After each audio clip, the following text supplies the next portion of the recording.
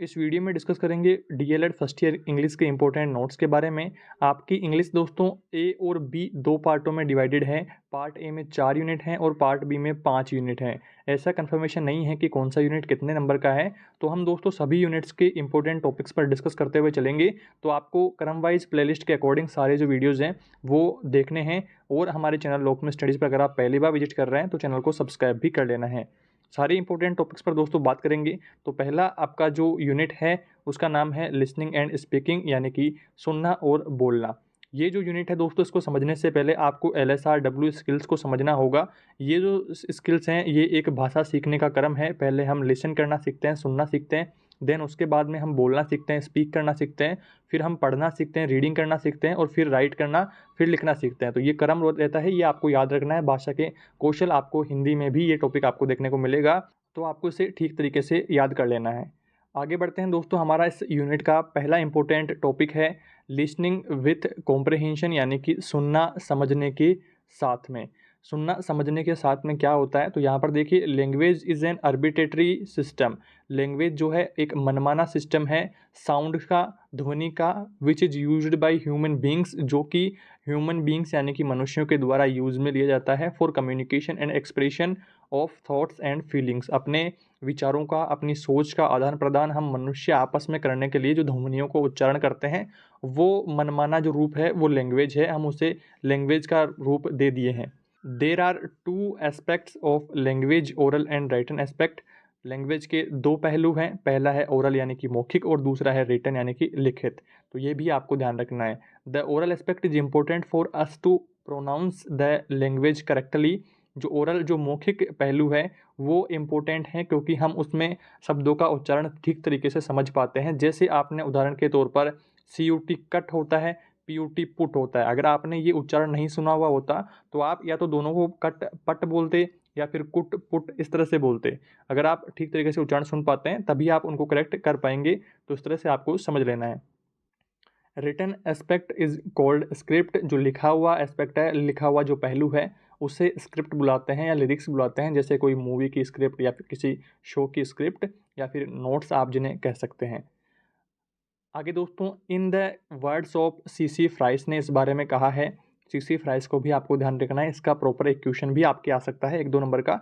तो CC Fries ने अपने शब्दों में लैंग्वेज को कहा है कि language is the science of sounds. Language जो है एक ध्वनियों की विज्ञान है।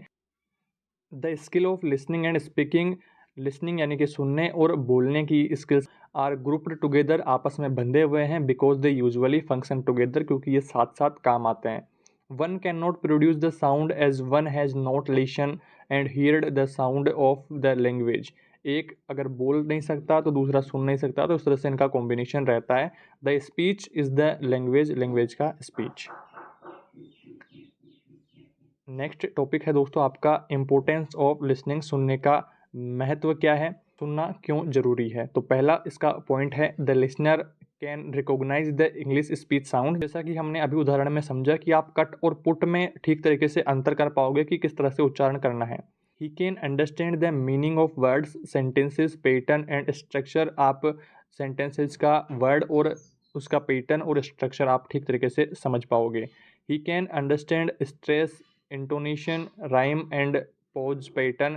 लयबद्धता सीख पाओगे आप, उसमें पॉज कब उसमें दबाव देना है सेंटेंस में, कब उसको ठीक तरीके से ले के साथ बोलना है, कब कौन सी कब कविता को किस तरह से बोलना है, तो वो आप अंडरस्टैंड वो सब सीख पाओगे। और देखिए राइम्स का भी आपके क्वेश्चन यहाँ पर आ सकता है, तो इसके भी आपको 1-2 राइम छोटे क्लास की याद कर लेनी है, जैसे जोनी जोनी यस पापा वाली, इस तरह से 1-2 आपको पूछ सकता है। आगे देखिए चौथा पॉइंट है ही कैन डिस्टिंग्विश। डिस्टिंग्विश का मतलब होता है अंतर करना। The sounds of English from mother tongue. Mother tongue से यानी कि मातृभाषा से इंग्लिश के साउंड्स का अंतर ये कर पाएगा उच्चारण से। आगे बात करते हैं लिसनिंग एंड इट्स मीनिंग। सुनना क्या है और इसका मतलब क्या है, ये भी दोस्तों कई बार परीक्षा में पूछा हुआ है, तो आपको इसके ऊपर भी थोड़ा सा गौर फरमाना है। Listening means receiving sound. सुनना जो है साउंड्स को यानी कि ध्वनियों को रिसीव करना है। In the words of communication, decoding sounds, sounds को डिकोड करते हुए। The listening is the skill. Listening यानी कि सुनना जो है एक कौशल है। Ears are the organs that receive the frequencies. जो हमारे कान हैं वो फ्रिक्वेंसीज को सुनते हैं, ट्रांसमिट करते हैं in the form of wave length. To the brain. Brain के लिए वो एक वेव लेंथ तैयार करते हैं और ब्रेन की तरफ भेज देते हैं। The brain decodes the message, brain उस मैसेज को डिकोड करता है। The ears must be enabled to receive the message, they are ready for receiving messages. हमारे जो कान है वो हमेशा तैयार रहते हैं साउंड्स को सुनने के लिए। इस तरह से आपको हिंदी में अर्थ करने की कोशिश करनी है। और दोस्तों आपको ज़्यादा कोशिश करनी है इसे इंग्लिश में ही समझने की, क्योंकि इतनी सारी इंग्लिश है आप कितना हिंदी में याद कर पाओगे। और ये देखिए आपके लिए मज़ेदार बात यहाँ पर ये है, ये सेम जो टॉपिक है आपका हिंदी में भी है, तो आपको पहले हिंदी वाला पढ़ना है, फिर आप इसे पढ़ेंगे तो आपको आसानी से ये याद हो जाएगा, आसानी से समझ में आ जाएगा। और फिर भी कुछ मीनिंग्स में अगर आपको प्रॉब्लम आती है तो आप गूगल से सर्च करके उनका हिंदी अर्थ याद कर लेंगे। अगला पॉइंट है टाइप्स ऑफ लिसनिंग, सुनने के प्रकार का क्या है। पहला है कैजुअल लिसनिंग यानी कि अचानक से सुन लिया, और दूसरा है फोकस्ड लिसनिंग यानी कि पूरे ध्यान केंद्रित करके सुन रहे हैं।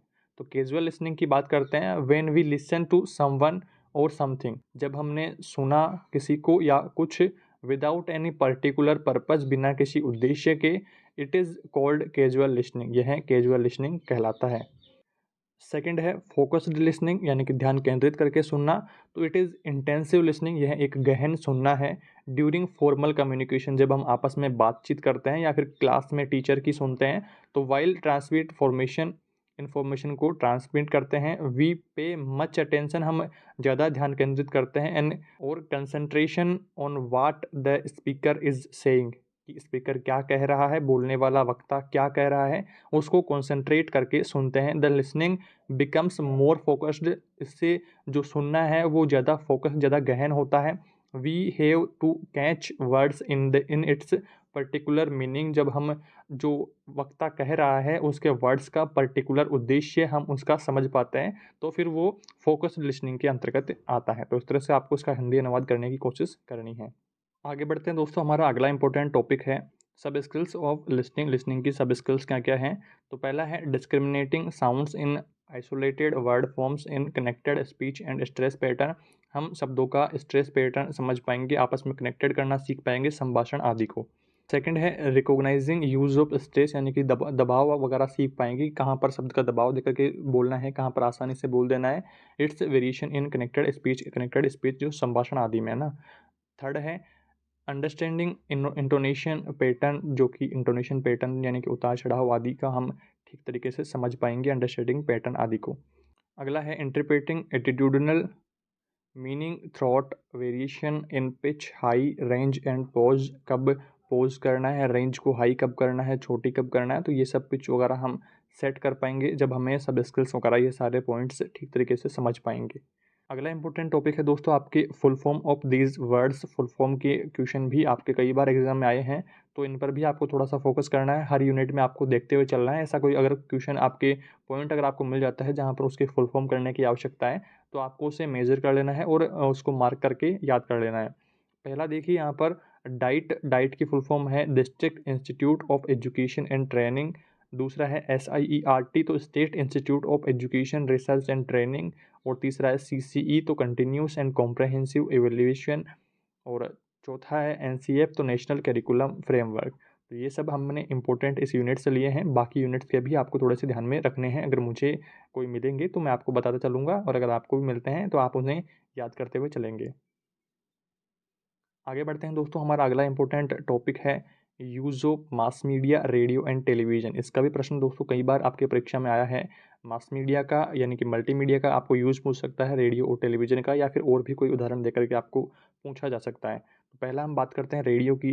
तो radio lessons are broadcast in school broadcast programmes by various station of All India. Radio lesson in English helps in developing students listening and comprehension. जो रेडियो होता है उसमें सिर्फ हम सुन सकते हैं, ब्रॉडकास्ट वगैरह जो म्यूज़िक वगैरह या और भी जो काम की बातें हैं वो सब हम सुन सकते हैं, देख नहीं सकते हैं उसमें। ये आपको थोड़ा सा ध्यान रखना है। अगर लिसनिंग के आपको प्रोडक्ट्स पूछता है तो लिसनिंग में आपको रेडियो डालना है, और अगर आपको दोनों जो सीइंग वगैरह जो होता है दृश्य श्रव्य वाला, तो वो आपके टेलीविज़न में आता है। And enabled them to express connect and acceptable English, जो इंग्लिश होती है उसको एक्सेप्टेबल और करेक्ट आप सुन पाएंगे उसमें रेडियो में। Students may get opportunities to speak in English, students take full interest in radio lesson. Student जो है रेडियो लेसन में अपना फुल इंटरेस्ट ले पाएंगे, क्योंकि उसमें करेक्टली सारे वर्ड्स जो हैं उच्चारित करे हुए रिकॉर्डेड उसमें रहेंगे। आगे बात कर लेते हैं टेलीविज़न के बारे में। तो टेलीविज़न में देखिए, it is both audio and visual, audio भी है और विजुअल भी है। It appeals to over ears and eyes, जो कि आँखों और कानों से सुन सकते हैं, देख सकते हैं। Television has become increasingly important in the second language teaching. Children take full interest while teaching TV programmes. TV में बच्चे जो हैं वो फुल इंटरेस्ट लेते हैं। जैसा कि आप जानते हैं, television can also be used for teaching languages. Teaching languages को सुनने, बोलने, समझने के लिए टेलीविज़न का काफ़ी रोल रहता है। बच्चों को आपने कई बार देखा होगा कि टीवी में बातें सुन सुन करके वो याद कर लेते हैं, कोई बात उनको दिमाग में पकड़ लेते हैं, तो फिर उसी को बात को वो दोहराते रहते हैं। तो इस तरह से सीखने में काफ़ी मदद करता है टेलीविज़न। तो television can also be used for teaching languages. By watching television programmes children can learn things in a better way. तो टीवी देखने से बच्चे प्रोग्राम्स की वगैरह को देखने के बाद में काफ़ी सारी लैंग्वेजेस जो है बच्चे आसानी से सीख पाते हैं और एक बेटर वे में सीख पाते हैं। Various language items can be taught through interesting TV programmes, play dramas and other activities may be telecast. Video का cassettes can also be made use of in teaching languages. तो बच्चे इससे आसानी से कैसेट वगैरह से, वीडियो वगैरह से आल्सो भी बच्चे जो हैं आसानी से टीचिंग लैंग्वेजेस को सीख पाते हैं, जो हम उन्हें सिखाना चाहते हैं। देखिए, इंग्लिश प्रोग्राम्स बीच बीच में इंग्लिश का भी यूज होता रहता है प्रोग्राम वगैरह में, तो बच्चे उनको आसानी से सीख पाते हैं। तो इस तरह से दोस्तों आपको इन सभी पॉइंट्स को हिंदी अनुवाद करते हुए इनको सीख लेना है, और ये सभी जो पॉइंट्स हैं आपको दोस्तों लगभग लगभग आपको हिंदी आपके सब्जेक्ट में भी मिल जाएंगे। तो दोनों को पढ़ते हुए आपको आसानी से याद कर लेना है। आई होप आप ठीक तरीके से सारे पॉइंट्स समझ पाए होंगे। फिर भी दोस्तों आपको किसी मीनिंग की कोई प्रॉब्लम आती है, कोई अर्थ आपको नहीं आता है, तो आप गूगल से सर्च करके उसका हिंदी अनुवाद कर लेंगे और अपनी तैयारी को बेहतर बनाएंगे। इस वीडियो में दोस्तों इतना ही। जल्दी मिलेंगे अगले यूनिट के साथ।